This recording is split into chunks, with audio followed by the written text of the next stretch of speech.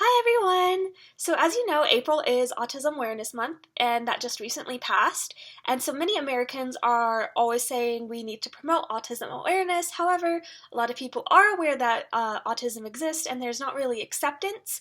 Autistic voices are not heard. And this is one of the reasons why the puzzle piece symbol is still very much in use. In that puzzle piece says that autistic people are difficult to understand and that they're puzzling. It's a puzzling condition. However, this is not true. Um, in the United States, every 1 in 59 births is an autistic child. There are more men on the spectrum because the diagnosis tests are geared towards men. However, I am one of the few females that was lucky to be diagnosed with autism. I was diagnosed being autistic when I was 15 years old. So the big problem is that autistic people, we want our voices to be heard. However, people with a bigger influence or more money have the stuff to get the promotions out for autism awareness, hence why the puzzle piece symbol is still used, even though autistic people have a symbol that we much prefer. Most people don't know why the puzzle piece is so harmful towards us, and this is what I'm wanting to tell you about today. The puzzle piece symbol is harmful because it causes stereotypes, mainly that we are puzzling and difficult to understand. So let's just go ahead and dive right into kind of the history of what it is and why it's harmful. The puzzle piece symbol was created in 1963 by the National Autistic Society, and I actually have a picture of it right here. This is the symbol. It was chosen because the founder thought that it was a difficult and puzzling thing to understand, and it depicted a child crying, a male child crying, because they thought that autism can only be found in children and in males. However, this is not true. As you can see, I am a female adult who is autistic. In 2003, Autism Speaks was founded, and they are a company that does not listen to autistic voices, and they continuously promote the blue autism symbol. They did have one person working there that was autistic, however, she did quit because of how poorly she was being mistreated.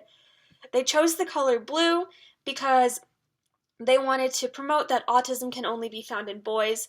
However, this is still incorrect. I am a female. But it is, in a way, almost kind of correct because males are more commonly diagnosed just because the testing is geared towards men.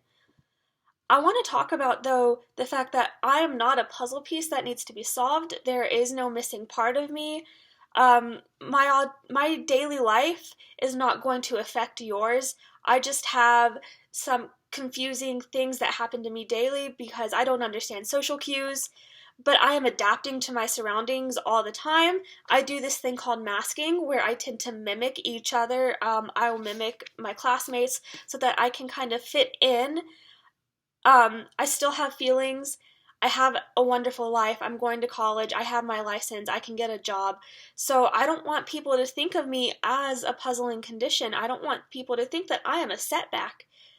And so with this, the autistic community, we have this symbol that we do vastly prefer, and it's called the neurodiversity rainbow symbol, and it just kind of shows that autism can come in all shapes and sizes, all ages, all genders, no matter what.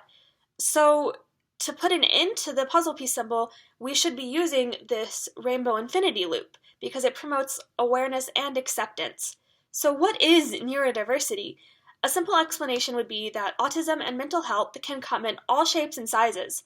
The gradient rainbow shows that we have some differences that sometimes can blend together, and the infinity loop can show that it would be anybody. And here's a picture of it from my phone.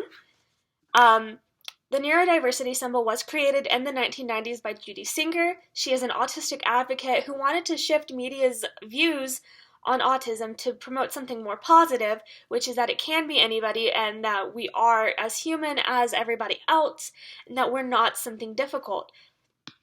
So why does neurodiversity matter? Why does this symbol matter? Why can't we still just use the puzzle piece symbol? Because I matter. My feelings matter. My brain is wired differently, but I'm still human. I still have views. I'm still living a happy life. And I don't want to be viewed as something difficult. And with the terrible history that it has, I think it would be nice to have something positive. I also want to be able to go out into the world and show my autistic traits instead of hiding them and masking, which is very draining. So with the neurodiversity symbol, it kind of helps promote acceptance more than awareness, because everybody is aware, just everybody doesn't accept.